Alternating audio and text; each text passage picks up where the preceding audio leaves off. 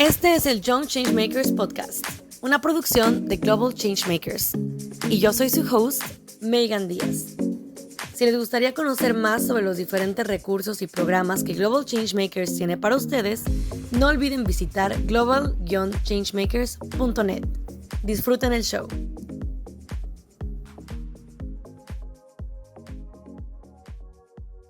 Hola, muchísimas gracias por acompañarnos al Young Changemakers Podcast. Hoy estoy muy contenta porque nos acompaña Diego y vamos a hablar sobre la violencia obstétrica y el bienestar de madres adolescentes en Colombia.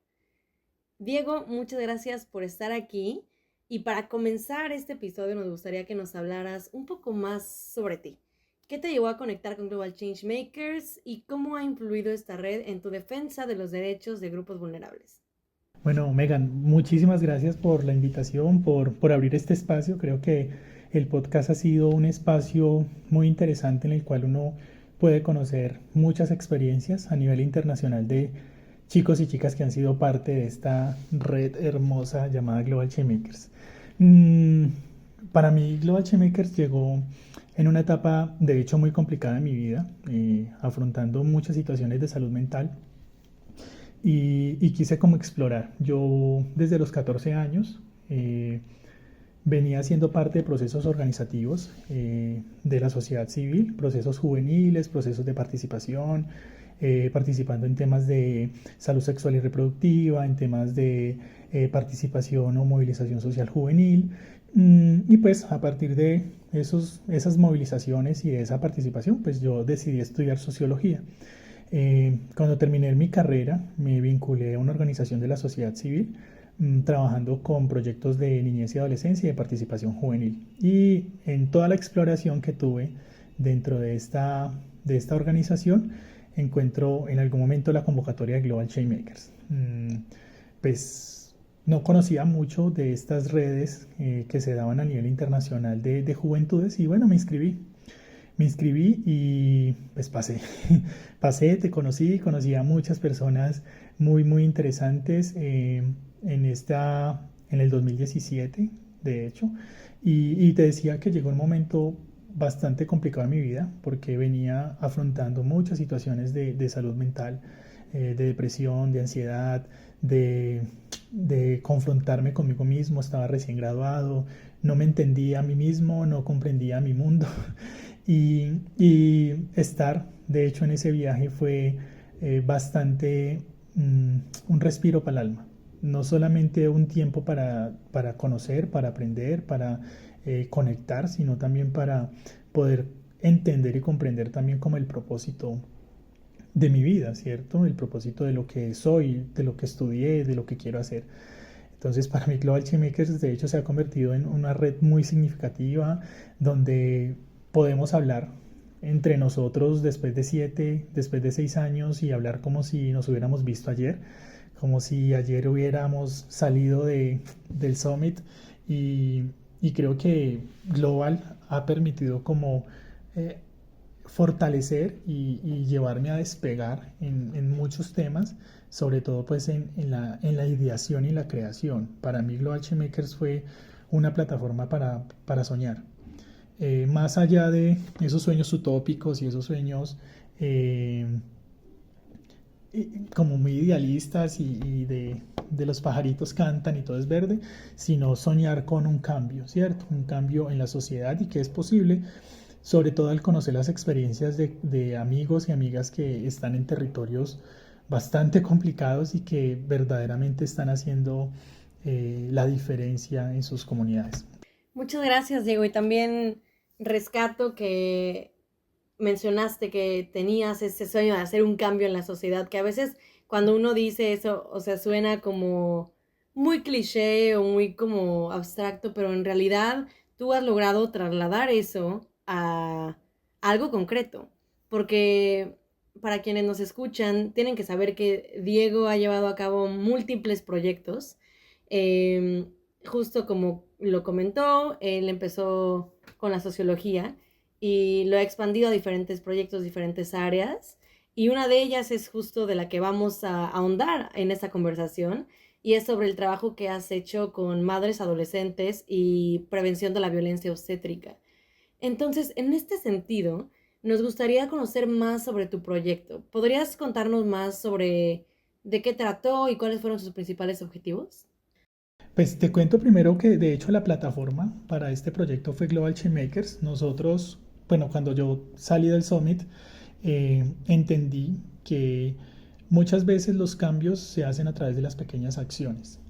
Cuando uno realiza o formula proyectos, a veces tiende a abarcar mucho. Y en Colombia tenemos un dicho que dice, el que mucho abarca poco aprieta. ¿Cierto? Que entre más uno trate de coger, pues menos va a va a poder llevar. Entonces, a través de la transformación de pequeñas acciones, iniciamos con una fundación que se llama Fundación Big Toe. Es un nombre muy interesante porque nace de un poema que dice, oh querido dedo gordo del pie, tú sí que sabes que es estar en mis zapatos. Y a través de esa frase nosotros le colocamos Big Toe, un nombre bastante diferente, pero nosotros planteamos esta idea y cuando hablo de nosotros pues es el grupo de líderes con el cual estuve trabajando durante este tiempo, de la importancia de generar cambios a través de las pequeñas acciones, a través del abrazo, a través del saludo, a través de la ayuda pequeña, pero que al final eso transforma una vida. Y transformar una vida es transformar el mundo de esa persona. Y transformar el mundo de esa persona es impactar el contexto en el que ellos viven. Entonces, en ese orden de ideas, nos ideamos un proyecto que se llamó You Más One, era You Plus One, que buscaba acompañar y dignificar la vida de las mujeres adolescentes que están en proceso de gestación, a través de un acompañamiento biopsicosocial que implicaba el acompañamiento a su proceso físico, natural y biológico del embarazo, de la gestación, a su dinámica o a su dimensión psicológica y a su dimensión social. Entonces, dentro de este proyecto se buscó acompañar y dignificar a través de diferentes procesos. Este proyecto nació al nosotros ver, digamos, una problemática que se está dando mucho. Desde el año 2000 más o menos, Colombia y de hecho las Naciones Unidas establecieron los objetivos del milenio, que eran hasta el 2015, y entre esos objetivos del milenio había uno que planteaba la reducción de las tasas de embarazos en la adolescencia. Entonces todos los gobiernos a nivel internacional y Colombia, que hizo parte del Plan Andino por la prevención del embarazo en la adolescencia, apostaron como toda su fuerza, toda su estructura para poder reducir los embarazos en la adolescencia a nivel internacional, pues porque era un problema también de salud pública que se estaba presentando.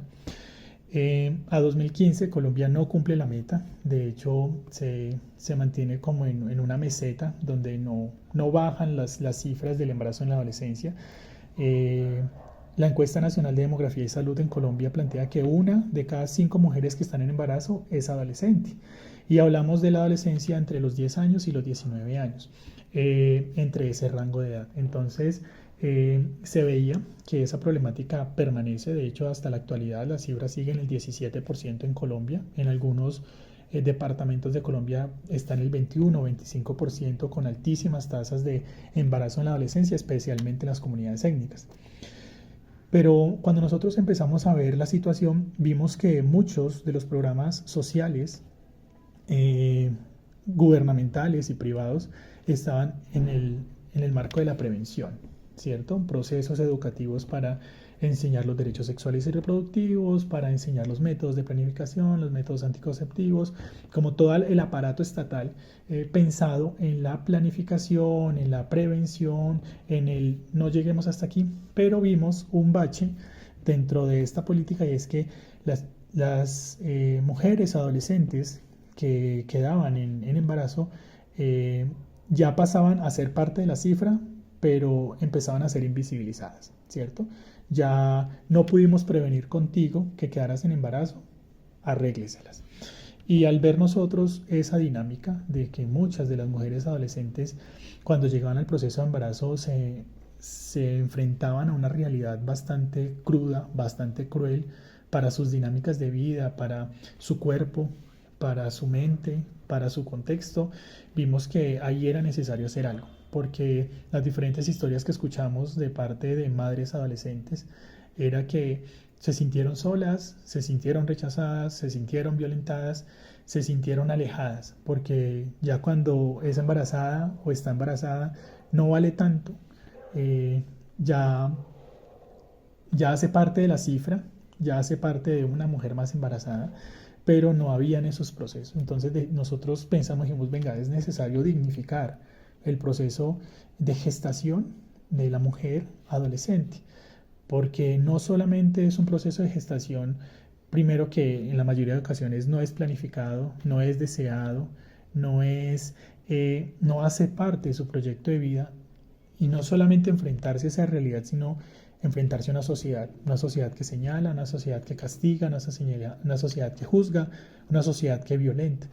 Entonces le apostamos a esta estrategia llamada You Must One.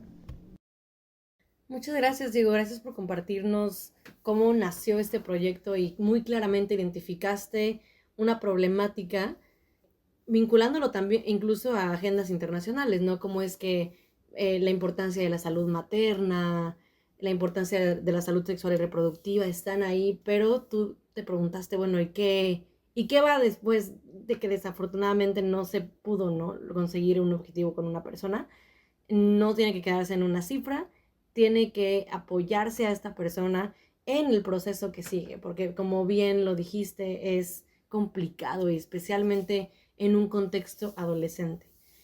Pero antes de seguir hablando sobre la violencia obstétrica, creo que es un término que desafortunadamente no es tan conocido. Es un término que también tengo esa sensación de que ha sido invisible, o por lo menos invisibilizado en algunos contextos. ¿Podrías, por favor, compartirnos qué es la violencia obstétrica? ¿Qué significa la violencia obstétrica? Sí. ¿Y cómo se manifiesta en el contexto de la salud materna?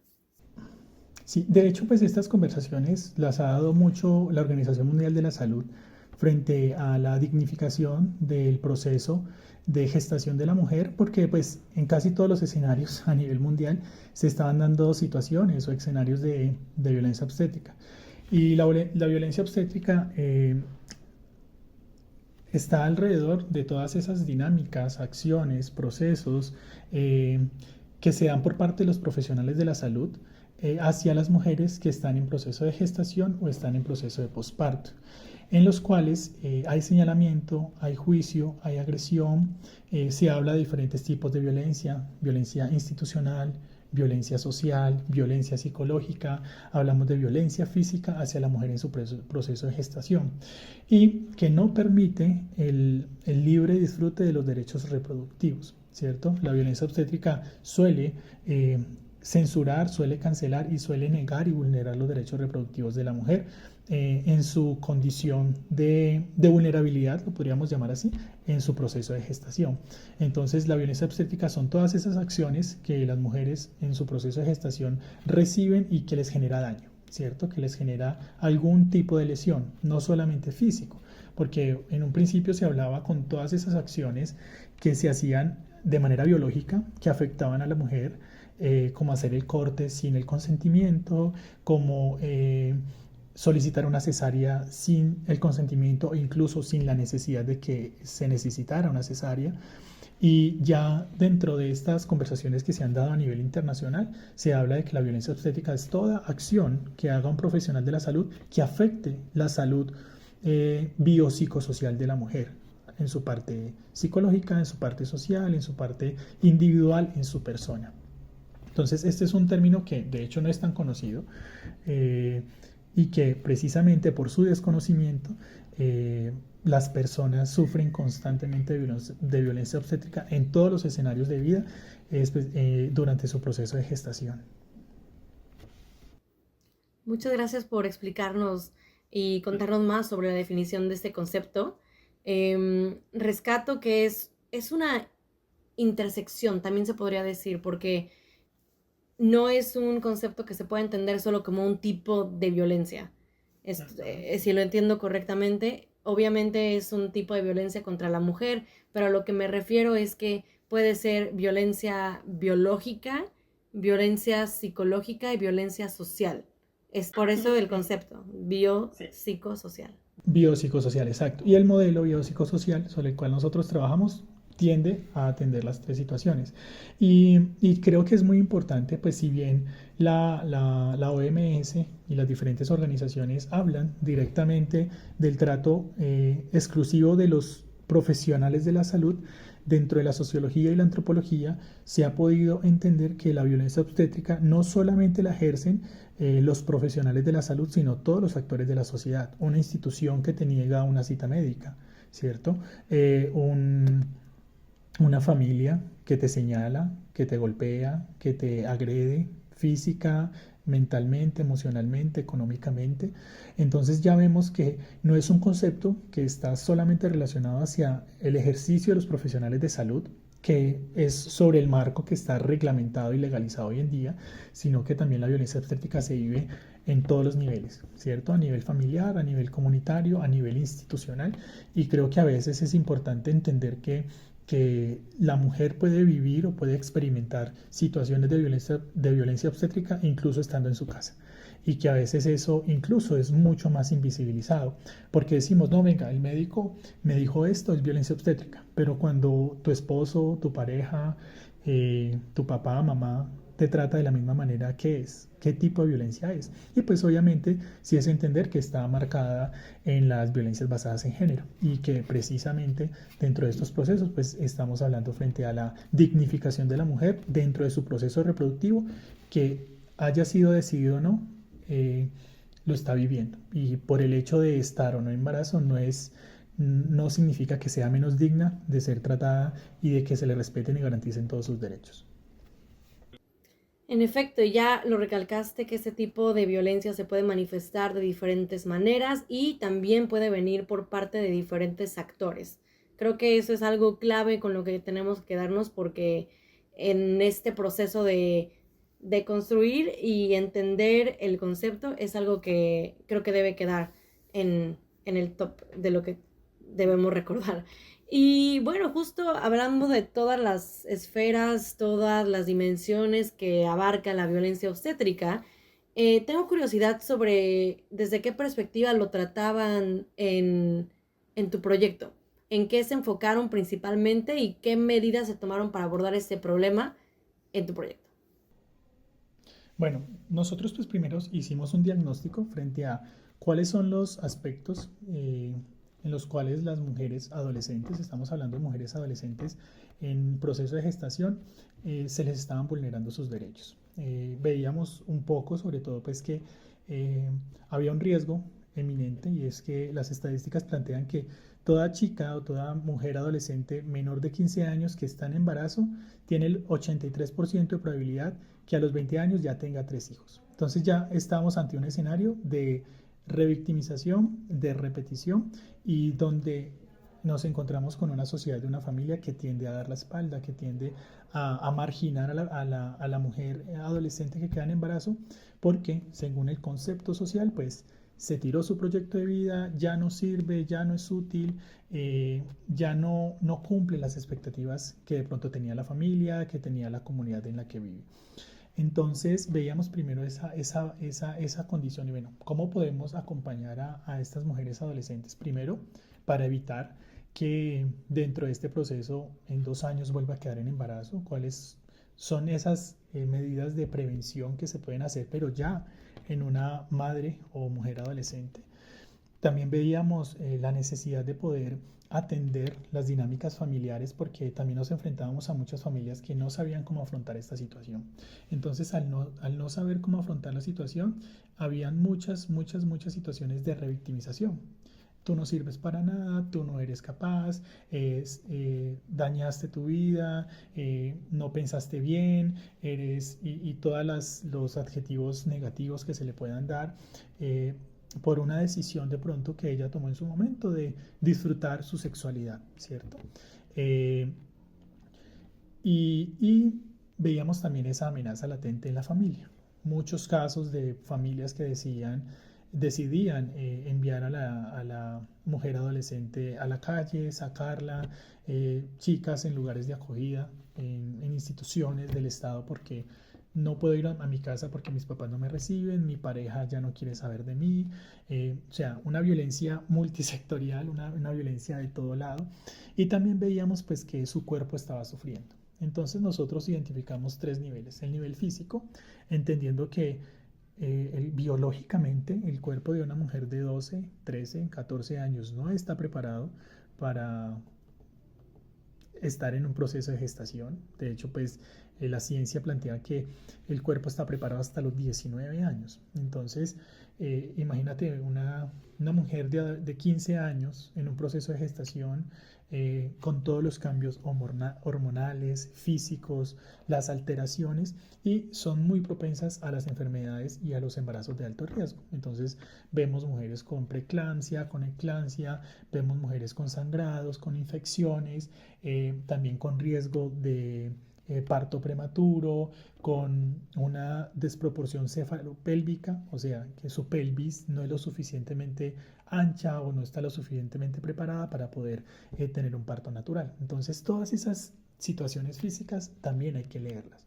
Veíamos también a nivel mental que no solamente se enfrentaban a la violencia obstétrica, sino que entraban en un estado de culpabilidad, de rechazo hacia sí misma, de depresión, de ansiedad, de no saber qué voy a hacer con mi vida. Y no solamente por sus propios pensamientos, sino por lo que estaba escuchando de manera constante, por su familia, por sus amigos, de su institución educativa, de las instituciones de salud, que cuando la atienden y la recibe el médico y le dice, usted tan chiquita ya la embarró, ¿cierto? Y que a partir de esos comentarios, pues es inevitable que su psiquis no se vea afectada, que su psiquis no se choque frente a lo que probablemente se esperaba de ella. Proyecto de vida sin un principio de realidad. Y también veíamos que a nivel social, pues veíamos a familias sin las capacidades asertivas para agenciar el embarazo. ¿Cómo vamos a acompañar a esta mujer adolescente durante su proceso de embarazo? ¿Qué vamos a hacer sin capacidades económicas? Entonces, existe un modelo, que es un modelo de atención que se llama el biopsicosocial, que plantea la atención en estos tres ejes, lo biológico, lo psicológico y lo social. Entonces, era un equipo de trabajo interdisciplinar, una fisioterapeuta encargada de hacer el acompañamiento físico para mejorar las condiciones físicas para el parto. El parto o el proceso de gestación para una mujer adolescente es traumático en términos biológicos porque su cuerpo no está preparado, pero la fisioterapia nos puede ayudar a que sea menos traumático. Preparar la pelvis, por ejemplo, a través de diferentes ejercicios, preparar el cuerpo, enseñar posturas ergonómicas y científicamente comprobadas desde la salud que sirven para que el parto sea mucho más menos doloroso, que sufra menos la mamá, que sufra menos el bebé, que haya menos riesgo de ahogo. Entonces hacíamos todo un acompañamiento fisioterapéutico. Una fisioterapeuta que iba, acompañaba a la mujer, le hacía terapia, le hacía acompañamiento para que se preparara, ¿cierto? Para que tuviera ese principio de realidad. Dice, bueno, me voy a enfrentar a un parto, me voy a enfrentar a este proceso que es difícil, pero con estas herramientas no va a ser tan complicado, ¿cierto? No aseguramos que dentro de este acompañamiento no haya dolor, porque hay, que no hayan de pronto algunas complicaciones, porque las hay, pero sí que el parto sea mucho más digno. Desde la parte psicológica, pues hacíamos el acompañamiento desde el proyecto de vida, o sea, un bebé, un hijo, probablemente te vas a enfrentar a muchas realidades, pero no es el fin de tu vida. Entonces se hacían diferentes primeros auxilios psicosociales, prevención de la violencia familiar, también se conversaba frente a de qué fue producto el proceso de gestación, si fue un abuso, si fue una relación no consentida, cuál es el contexto en el cual la mujer adolescente pues llegó hasta este estado, y se hacía ese acompañamiento psicológico también para evitar también la depresión, sobre todo la depresión posparto, que es una situación que enfrentan muchas mujeres. Y también hacíamos un acompañamiento desde el trabajo social, y es ir a la casa, sentarnos con las personas que ella vive, llámese papá, mamá, suegro, suegra, pareja, con las personas que vive y bueno, ¿cómo vamos a afrontar esto en familia? Entendiendo que el embarazo en este sentido también puede ser un embarazo colectivo, no es de ella, no es de ella, o sea, no solamente es que ella es la que va a tener el bebé, porque no entendemos la familia como esa comunidad que acompaña y apoya a la mujer durante su proceso de gestación y su proceso de parto y posparto, porque dentro de nuestra sociedad se le ha atribuido el rol del cuidado de los bebés solamente a la mujer, cuando un papá o un abuelo, un tío, una tía también puede ejercer roles de cuidado, ¿cierto? Mientras ella está en recuperación, mientras ella también está afrontando sus propios cambios. Entender que durante o en un proceso de posparto una mujer se está enfrentando a sus cambios hormonales, a sus cambios biológicos, a volver a su estado eh, eh, podríamos decir, natural, hormonalmente, y que a veces no encuentra ese apoyo. Entonces nos sentamos con la familia y venga, ¿cómo vamos a planificar este proceso de parto? ¿Cómo vamos a planificar el posparto? ¿Qué vamos a hacer? ¿Cómo lo vamos a apoyar? Entonces, desde estas tres áreas, digamos que atacábamos eh, la problemática y buscábamos como remediar algunas situaciones, facilitar algunas dinámicas, especialmente en lo social y en lo psicológico, eh, que se diera un contexto menos violento hacia la mujer adolescente y que pudiéramos dignificar ese proceso de parto una vez ella haya decidido pues continuar con su proceso de gestación. No, increíble porque ahora entiendo que es un proyecto que fue muy completo. Em, Conocía la esencia del proyecto, pero admiro el hecho de que lo hayan tratado desde diferentes perspectivas y dimensiones. Y creo que en esta etapa lo único de lo único que me queda duda es sobre cómo lograron este acercamiento con las mujeres y con las familias. Es decir, sabemos por las estadísticas y por la situación que nos comentas, pues que son muchas las mujeres adolescentes que están embarazadas. Pero ¿cómo fue este primer acercamiento? Es decir, ¿cómo llegaste? ¿Cómo tu equipo, cómo llegaron con ellas y con sus familias por primera vez? Bueno, nosotros primero pues hicimos un mapeo. Nosotros en Colombia está el Departamento Administrativo Nacional de Estadística, que anualmente está presentando las diferentes estadísticas de cuántas mujeres entre los 10 y 19 años tuvieron un hijo, ¿cierto? Eh, en la ciudad donde nosotros estábamos, anualmente el promedio está entre 400 y 450 mujeres. Entonces, nuestro proceso fue más del voz a voz, ¿cierto? Porque pues los hospitales, las clínicas, por todo el tema de la confidencialidad de los datos, no nos van a dar y respeto y admiro que no nos den ningún tipo de dato porque es la confidencialidad. Pero empezamos a hacer campañas de voz a voz. ¿Conoces a una mujer adolescente en estas condiciones que esté pasando por un proceso? Y empezaron a llegar los correos, empezaron a llegar los mensajes por Instagram. Y también pues el proceso empezó con personas conocidas, ¿cierto? Referenciadas. Y así poco a poco empezamos como a conectarnos en los diferentes espacios. Entonces, pues la verdad sí fue como un voz a voz muy masivo y muy comunitario, pues porque amigos de nosotros nos decían, "Bueno, me enteré de tal persona, me enteré de una chica en tal barrio, me enteré de esto", y empezábamos a hacer el contacto. Nos acercábamos a ellas de manera primero telefónica, después las visitábamos y les presentábamos el proyecto. Mira, es esto, vamos a hacer terapias físicas, vamos a hacer acompañamiento psicológico, vamos a hacer procesos de trabajo social. Desea ser parte y también a su familia, ¿cierto? Pues porque era un proceso totalmente voluntario y poco a poco empezamos como a hacer la bola de nieve, a empezar a comunicarnos y la verdad, pues siempre hubo buena respuesta.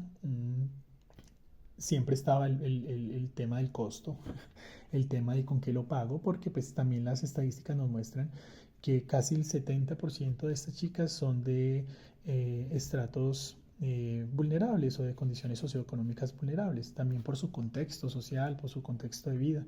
Entonces, nosotros, por otro lado, empezamos a buscar la estrategia y por eso el nombre You Más One. El You Más One no solamente se refiere a la mujer y a su bebé, sino al donante y a la mujer, ¿cierto? O sea, tú siempre sumas a otro. Entonces buscamos donantes por medio de plataformas, crowdfunding, empezamos a como a regar la bola y empezamos como a recolectar recursos y con lo que tú me dabas o nos dabas a la fundación, pues nosotros podíamos atender a una mujer en proceso de gestación. Entonces, eso digamos que también permitió como esa colaboración y esa red de apoyo frente al tema. Entonces ya no solamente era que recibíamos los recursos, sino que recibíamos ropa, recibíamos juguetes, recibíamos utensilios de aseo, pues porque también en las condiciones socioeconómicas en las que viven muchas de estas familias, pues difícilmente les da para sostener lo que implica sostener un bebé. Entonces, digamos que ese fue como el proceso para empezar a llegar a más personas. Un efecto de bola de nieve, definitivamente. Es exactamente lo que me comentas y es un enfoque y una estrategia muy valiosa. Creo que para los jóvenes que nos estén escuchando y también estén desarrollando proyectos sociales es algo muy bueno tener en mente, ¿no? Porque justo hiciste énfasis en la importancia de la privacidad de datos. Entonces, por eso yo tenía esta duda. Obviamente sabía que no habían violado ninguna aviso de privacidad. Obviamente lo sé. Pero tenía esa duda de cómo lograr ese impacto, cómo acercarse, ¿no? Y me parece un enfoque maravilloso que además básicamente llegaron a ustedes. Entonces, eso es algo muy importante al momento de llevar ese tipo de iniciativas que pues no son impuestas. Es más bien quien necesita el apoyo y saber que están ahí los recursos y las personas para apoyarlas. Y bueno, en ese sentido estábamos hablando de los recursos, de que es difícil conseguir recursos financieros para apoyar este tipo de iniciativas. ¿Qué otro reto identificarías además del acceso a recursos financieros? Desnaturalizar la violencia. Creo que de hecho una de las barreras que encontramos para la recolección de los recursos era al comentar el proyecto. Muchas personas decían, es muy lindo, pero ¿quién las manda? ¿Cierto? Entonces, aunque les parece lindo el proyecto, aunque les parece interesante lo que se está haciendo, no estoy dispuesto a dar dinero porque fue decisión de ellas tener esa relación sexual, así que asuman consecuencias.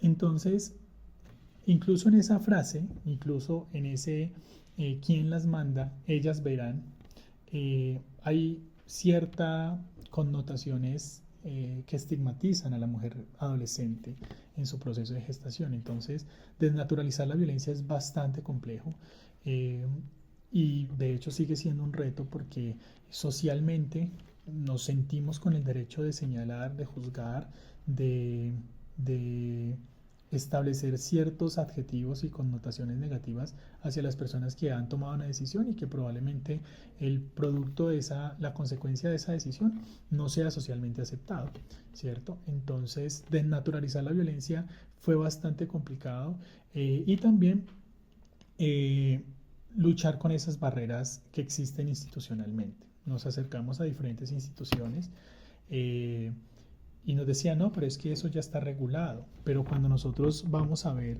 a nivel institucional cómo se está dando esa regulación en temas de la prohibición de la violencia ginecobstétrica, vemos que aunque está regulado, denunciar es muy difícil, porque es encontrarte con la revictimización, es encontrarte con alguien que no te cree, alguien que dice, le creo al médico porque él es profesional, ¿cierto? Sí, es que él me gritó y me dijo que yo no era capaz de hacer eso. Es que él me dijo que no chille, que no llore, que no tengo derecho a quejarme. Pero no, tu palabra no vale, vale la palabra del profesional de la salud.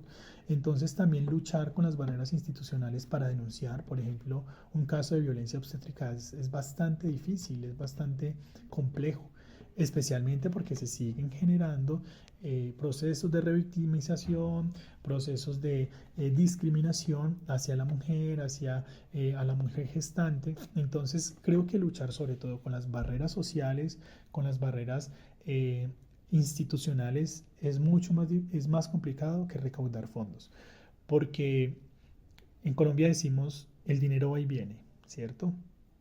Otros dicen la plata está hecha, solo hace falta encontrarla.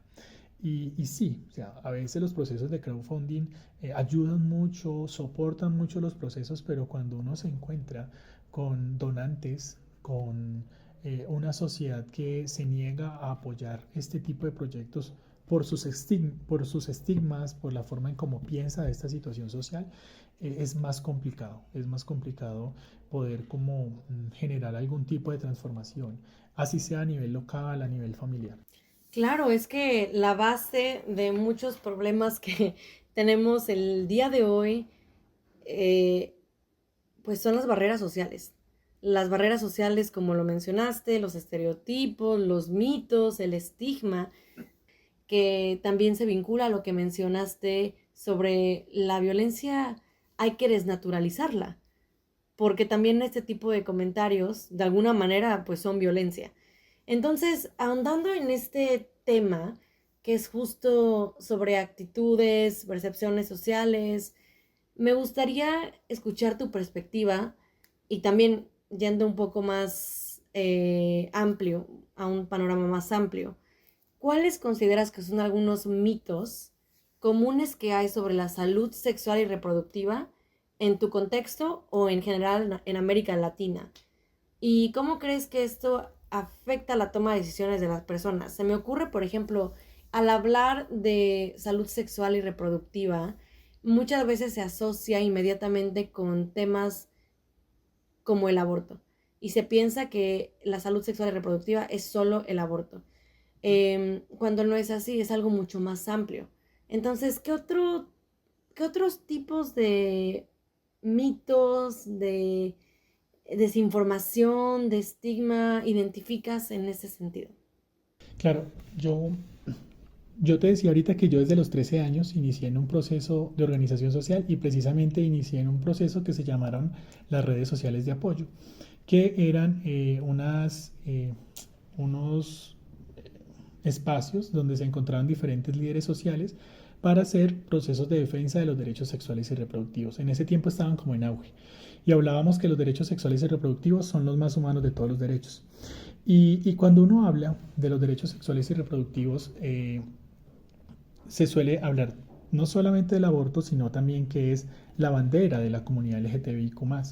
Y, y en esta sociedad llena de estigmas, llena de señalamientos, pareciera que hablar de los derechos sexuales y reproductivos para muchas personas, y voy a decir esto con bastante respeto, es propagar la ideología de género. Entonces, hablar de los derechos sexuales y reproductivos es llevar, como dijo un senador acá en Colombia, es llevar el rayo homosexualizador a las instituciones educativas. Pues de por sí ese comentario es violento, está cargado de estereotipos, porque hablar de derechos sexuales y reproductivos es hablar de la libertad para disfrutar mi sexualidad cuando yo quiera, como yo quiera, con quien yo quiera. Decidir si quiero tener hijos, si no quiero tener hijos. Decidir qué hago con mi cuerpo, cómo hago. Y esos mitos a veces dificultan que se pueda hablar de esto. Hablamos del aborto, hablamos de que vamos a promover la promiscuidad, que vamos a promover relaciones desaforadas, vamos a promover relaciones sin protección, vamos a promover el VIH dentro de las enfermedades o infecciones de transmisión sexual. Entonces, todo está, estos mitos están muy en la línea de, de cómo vamos a pervertir, y eso lo hago con unas comillas gigantes, cómo vamos a pervertir a los niños, niñas y adolescentes, cuando por el contrario, el propósito de los derechos sexuales y reproductivos es que los niños, niñas, adolescentes y todas las personas puedan reconocer que hay unos derechos inalienables que hacen parte de su dignidad, y es el derecho a disfrutar su sexualidad de manera libre, de manera consciente, de manera informada y segura. Que las personas disfrutan de su sexualidad, pero muchas veces ni informada ni de manera segura. Entonces, sí existen muchos mitos que de hecho y dificultan que se pueda hablar de estos temas, sobre todo en Latinoamérica, en una sociedad que mantiene muchos debates morales alrededor de lo que es la sexualidad. Muchas gracias por expandir nuestro panorama sobre lo que en realidad significan la salud sexual y reproductiva. Creo que eh, es cierto que desafortunadamente se ha interpretado de manera incorrecta este concepto y eso tiene muchas repercusiones. Tiene muchas repercusiones porque al final es un término que no debería ser controversial. Es un término que, como ya lo mencionaste, involucra derechos humanos y es necesario para poder asegurar muchas cosas, entre ellas también sumo a la conversación, pues hablar de salud sexual y reproductiva va desde lo más básico hasta poder decidir el número de hijos que una persona quiere tener. Es esta autonomía en cuanto a la reproducción y eso va de la mano de los temas de violencia obstétrica, o sea, es el poder decidir sobre cuántos hijos, la planificación familiar y también hablar de salud sexual y reproductiva involucra también temas como el tratamiento de enfermedades de transmisión sexual, la protección para prevenir este tipo de enfermedades. Entonces, es muy importante lo que acabas de mencionar y recalcar que pues no es buena la polarización en cuanto a este tema. Es importante dejar sobre la mesa que es un asunto pues de derechos humanos. Y Exacto. adelante. No. Creo Era una que es una afirmación. mirada muy ampliada, sí. Muchas gracias. No, y en realidad, ya que hablamos sobre este concepto, me gustaría escuchar tu perspectiva sobre cuáles son los principales factores que afectan el acceso a la salud sexual y reproductiva más allá de lo que ya abordamos, ¿no? Pues el estigma, los estereotipos y la interpretación incorrecta de este concepto. ¿Qué más impide que las personas tengan acceso a la salud sexual y reproductiva?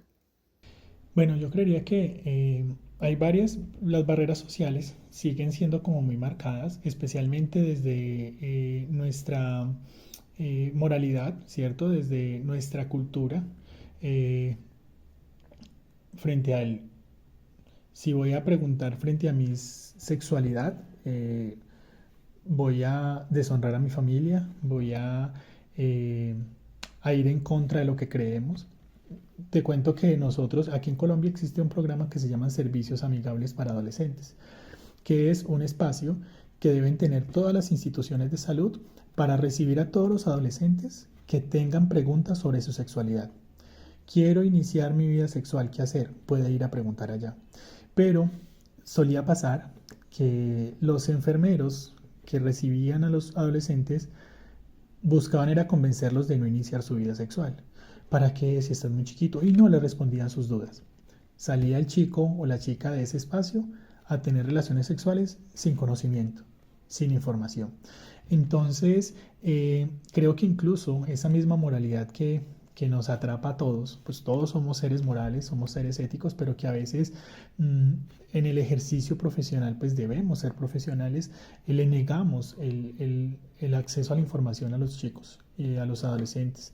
Entonces, creo que esa barrera institucional que está cobijada por esta moralidad a veces dificulta mucho que las personas puedan acceder a la información de su salud sexual y reproductiva.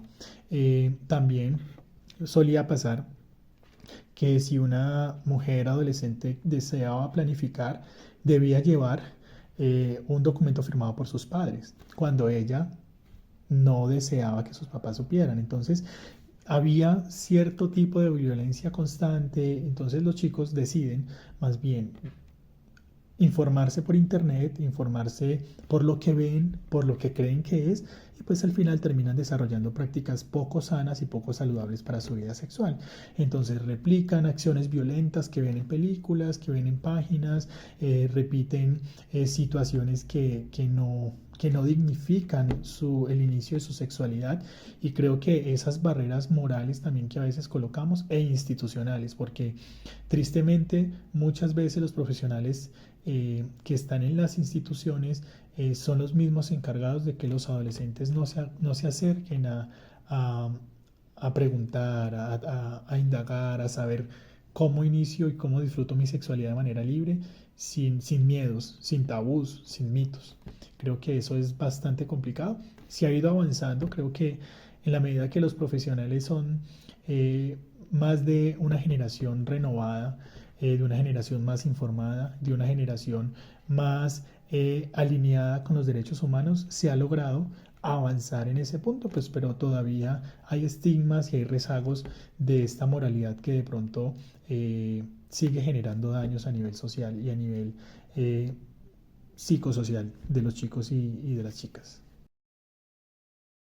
Claro, los estigmas persisten y pues es importante luchar contra ellos y en este sentido me gustaría transitar más hacia cómo podemos salir de esa situación, ¿no? En la que pues tenemos estos estereotipos, tenemos eh, esta información incorrecta, esta falta de información para muchas personas a las que se les prohíben sus derechos sexuales y reproductivos, ¿no? Gracias a este estigma.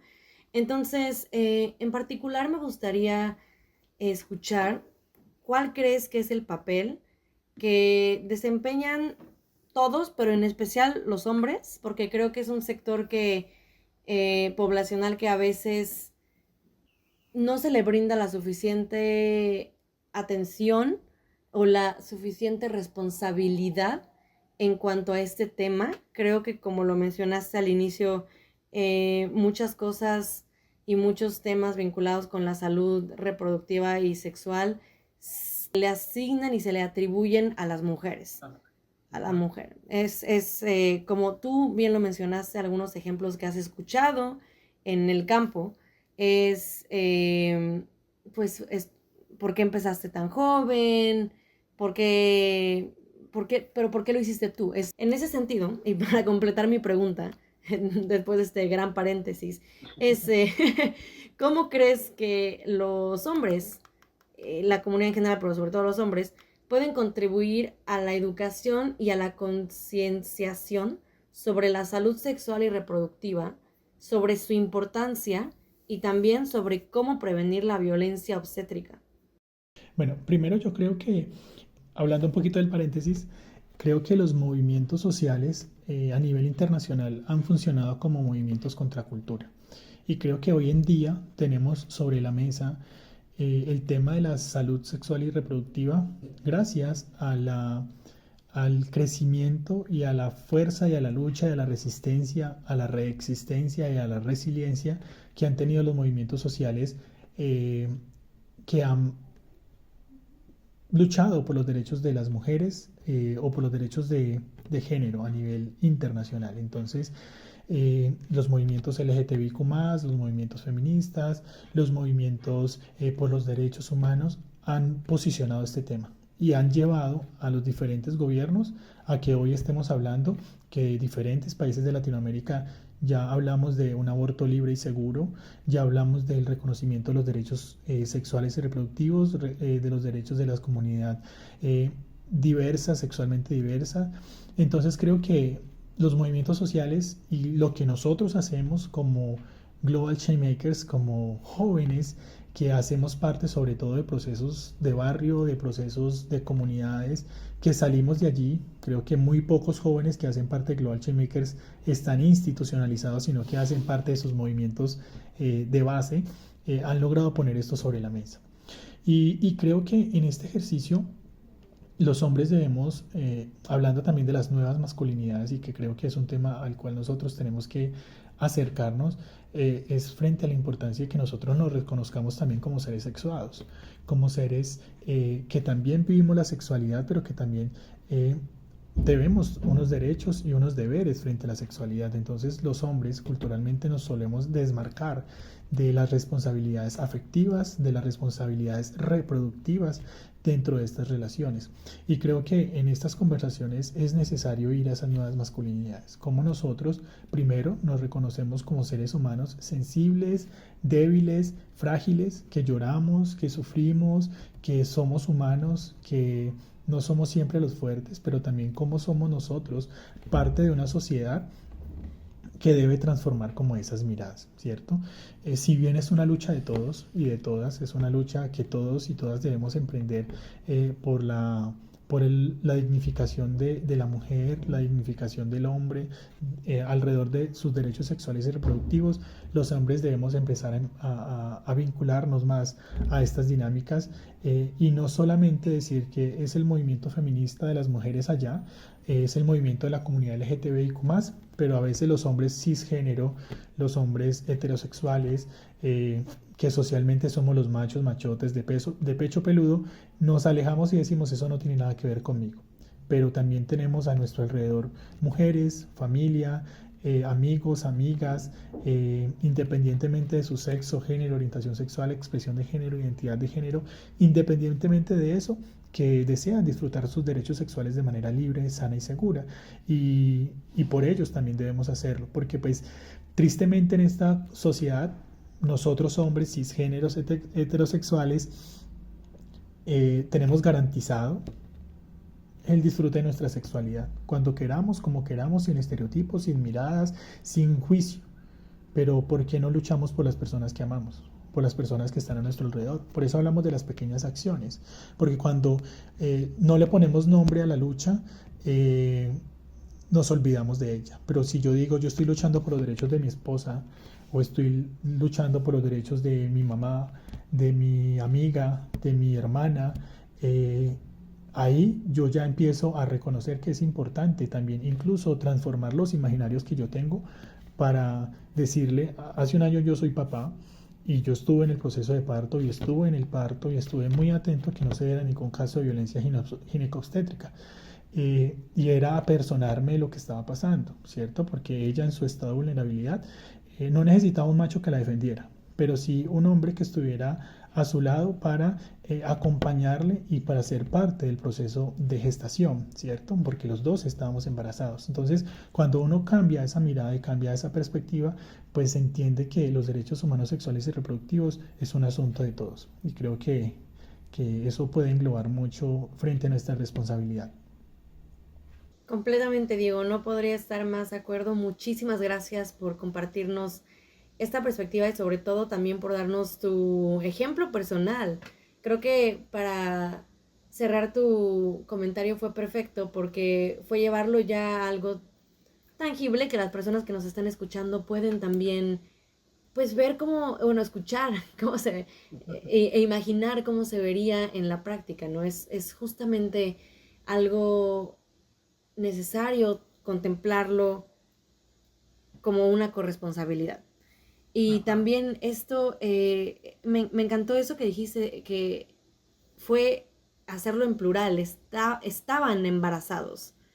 No era de que ella estaba embarazada y era su problema, no, estaban embarazados los dos. Y es algo que, fíjate que en términos de idioma lo he notado en inglés. En inglés se suele decir, o he escuchado, es más frecuente decir we are pregnant, cuando en español rara vez he escuchado que digan eso, ¿no? Entonces, yo creo que, bueno, también hay diferentes perspectivas, porque he escuchado que algunas personas dicen, ¿cómo va a decir que estamos embarazados si yo soy la que sufre, ¿no? Si yo estoy viendo eso, pero claro, o sea, obviamente se entiende que pues hay una diferencia muy grande, claro. Pero la intención y lo que quiero recalcar en este lenguaje que se usó es el hecho de que es una corresponsabilidad y de que es una manera muy buena de comenzar a actuar. Como dijiste, es empezar con pequeñas acciones y yo creo que una buena manera para quienes ven este tema como muy lejano o ajeno por cualquier cosa es, pues decir, al final es verlo desde la perspectiva también de mi pareja, de pues, mi mamá, mi esposa. Entonces creo que también es una es una buena manera de comenzar, pero sí, al final es algo que le corresponde a todos, son derechos de todas, todos, todes, es muy importante.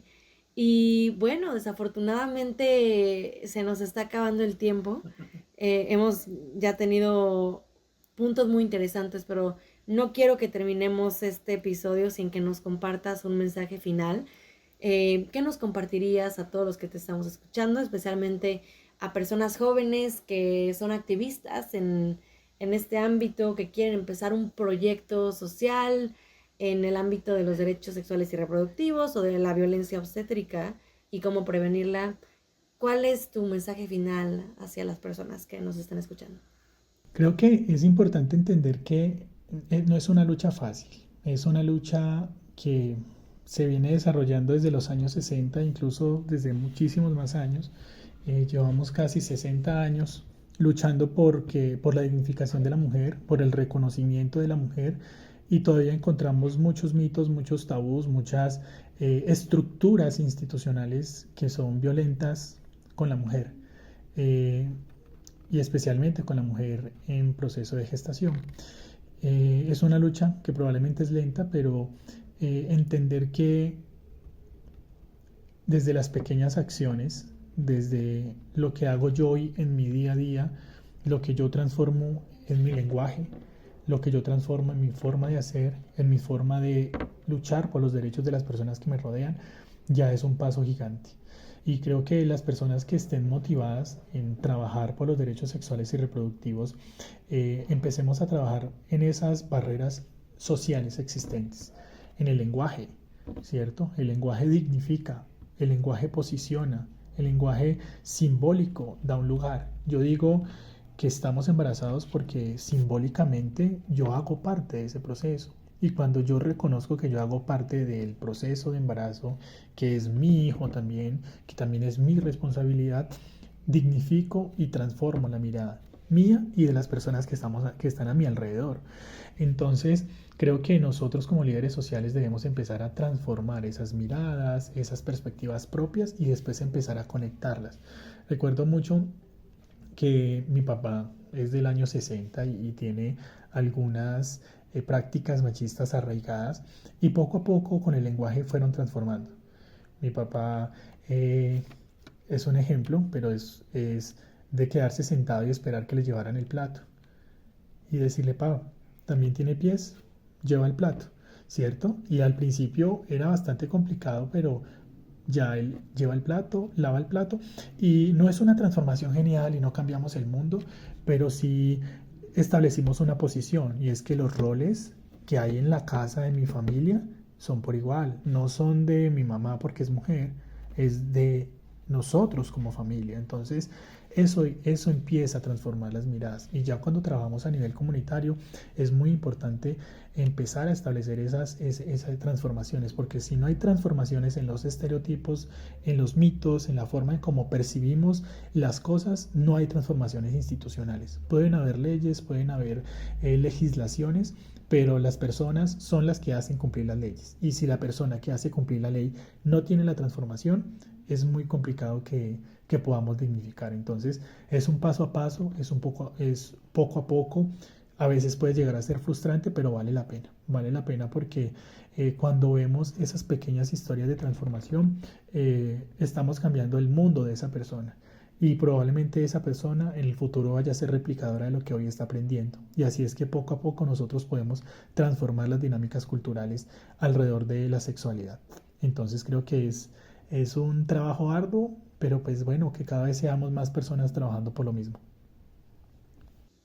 Muchísimas gracias, Diego. Y vuelvo a recalcar, creo que ahorita eh, hiciste mención, sin usar el término del efecto de la bola de nieve.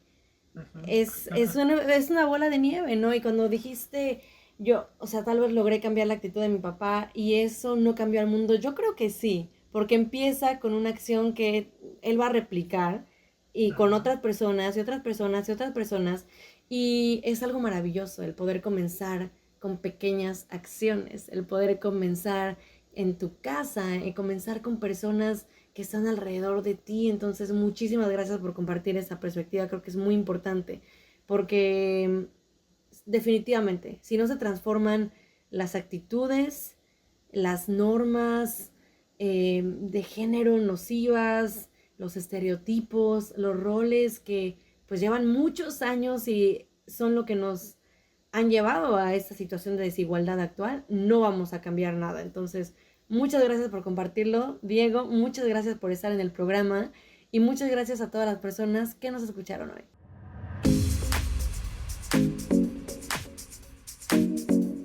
Muchas gracias por escuchar este capítulo del Young Changemakers Podcast. Si están escuchando en Spotify, les recordamos dar clic al icono de la campana para obtener una notificación cada vez que publiquemos un episodio nuevo. También les recordamos visitar global-changemakers.net para tener acceso a todos los programas y recursos disponibles para ustedes. Muchas gracias.